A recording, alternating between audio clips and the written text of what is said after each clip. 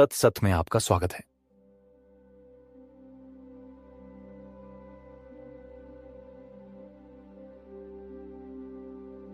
आज हम मुंडक उपनिषद की गहन शिक्षा में उतरेंगे, जो वेदों के प्राचीन खजाने का हिस्सा है। इस पवित्र ग्रंथ की काव्यात्मक पंक्तियों में एक दृष्टांत छिपा है जो आत्मा के रहस्यों को उजागर करता है। एक ही पेड़ पर बैठे दो पक्षियों की कथा। यह अमर कथा आत्मा और अहंकार के संबंध को समझाती है, जो हमें आत्मज्ञान की यात्रा पर ले जाती है। आइए इस प्राचीन प्रतीकात्मक कथा का अर्थ समझें।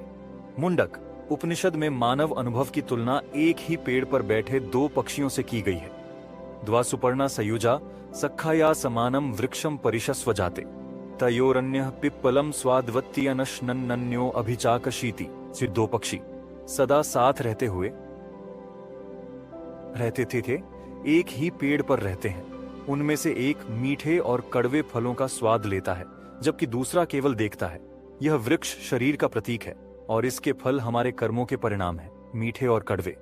दो पक्षी हैं, अहंकार ईगो और उच्चतर आत्मा सच्चिदानंद। फल खाने वाला पक्षी व्यक्तिगत अहंकार का प्रतीक है, जो सुख दुख के चक्र में फंसा हुआ है।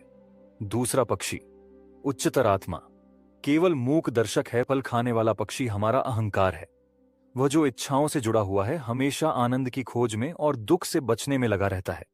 लेकिन जैसे ही अहंकार पक्षी फल खाता है, वह क्षणिक खुशी और गहरे दुख का अनुभव करता है। इस अनंत चक्र से बाहर निकलने में असमर्थ रहता है। दूसरा पक्षी जो उच्चतर आत्मा या आत्मन है, इन सब से अप्रभावित रहता है। वह केवल एक मूक दर्शक है, कर्म फल या उनके परिणामों से परे।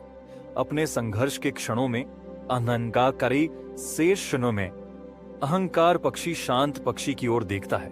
यह क्षण जागृति की शुरुआत है, जब व्यक्तिगत अहंकार इस सांसारिक बंधनों की व्यर्थता को समझता है और उच्च ज्ञान की खोज करता है। मुंडक उपनिषद कहता है, समाने वृक्षे पुरुषो निमग्नो अनिशया शोचति मुह्यमानः जुष्टम यदा पश्यत्यन्यमीशमस्य महिमानमिति वीता शोकः। एक ही वृक्ष पर अहंकार पक्षी अपने संघर्षों से गहराई से व्यथित रहता है, लेकिन जब वह दूसरे पक्षी उच्चतर आत्मा को देखता है तो वह शोक से मुक्त हो जाता है और आनंद प्राप्त करता है। यह दृष्टांत हमें सिखाता है कि उच्चतर आत्मा हमेशा हमारे भीतर है, धैर्यपूर्वक प्रतीक्षा कर रही है कि हम इसे पहचानें। जब अहंकार पक्षी अपनी इच्छाओं को त्याग देता है और उच्चतर आत्मा से जुड़ता है, तो वह सभी दुखों को पार कर दिव्यता का अनुभव करता है।